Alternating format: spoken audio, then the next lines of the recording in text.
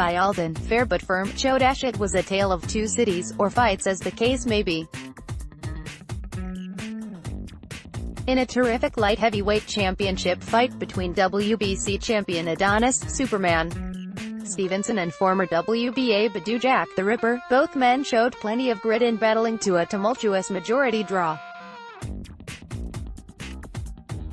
For Jack, this marks the third draw of his 26th fight career, as well as the second draw in his last 3 outings. In his last bout at 168 in January of 2017, Jack suffered the same fate as he overcame a slow start to nearly dethrone James DeGale in their unification bout, only to come short by majority draw. Jack's problem in securing decisive victories is quite different than the issues which plague other developing fighters, some of whom are more inclined to start quickly and fade down the stretch due to inadequate conditioning. Jack, on the other hand, has a habit of getting stronger down the stretch, which especially started to pay dividends as Stevenson heavily fatigued in the second half of the fight. At 40, Stevenson had not been pushed past the 4th round in over 3 years, but perhaps more importantly, has only been fighting once a year since 2015. The fact that Stevenson was able to weather the storm as the younger challenger began to control the fight in the latter rounds speaks volumes about Stevenson's heart, not to mention the fact that he nearly floored Jack in the 11th with a series of hellacious body shots. Although Jack has never been a renowned puncher and was only fighting at 175 for the second time as a professional, Badou was opening up with very accurate multi-punch combinations which had Stevenson appear as if he was ready to go. All the forward momentum Jack carried into the late rounds wound up working against him when the champion caught him with a hard left hand to the body in the 10th, a shot which may have won Stevenson's title back for him after his hourglass appeared to be running out in a hurry. While Jack controlled the last round of the fight, it turned out to not be enough to overshadow all the rounds he gave away early on with his tentative approach.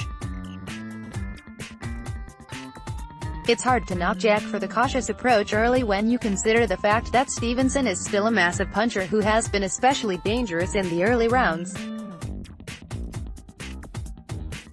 Further, Badou's only defeat as a professional came when he was stopped in the first round by Derek Edwards, the type of defeat which can scar fighters psychologically for years to come. Although both men battled to a stalemate, it appeared that both men's respective careers might be heading in separate directions. Stevenson delivered his gutsiest effort since his first bout against Andre Fanfara, but it appeared that old age might finally be catching up to the man who captured his first world title at the age of 35. Badou Jack certainly proved that he's one of the best fighters at 175 today, but were Stevenson to find himself in a similar position against more potent finishers such as Dmitry Bivol, Artur Beterbiev, or Sergey Kovalev, Adonis might not be so lucky to make it to the finish line. Badou Jack showed that he has the resilience and technical skill to have a bright future in front of him at light heavyweight, as he neutralized Stevenson's left hand for much of the early rounds and got stronger as the fight progressed. Jack might pose issues for Kovalev if they were to face off, given Sergey's notable fatigue he showed in the latter rounds against Andre Ward. However, whether Jack can close as strong against the likes of Beterbiev and Bivol, who are both especially dangerous down the stretch, is a significantly more daunting task.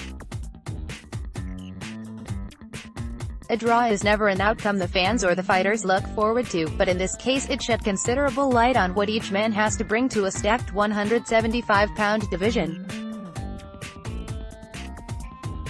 It wasn't quite the passing of the torch that many of Jack's fanbase was hoping for, but it was a very impressive showing nonetheless against a champion who may have had one last great fight left in him. Contact the feature writers.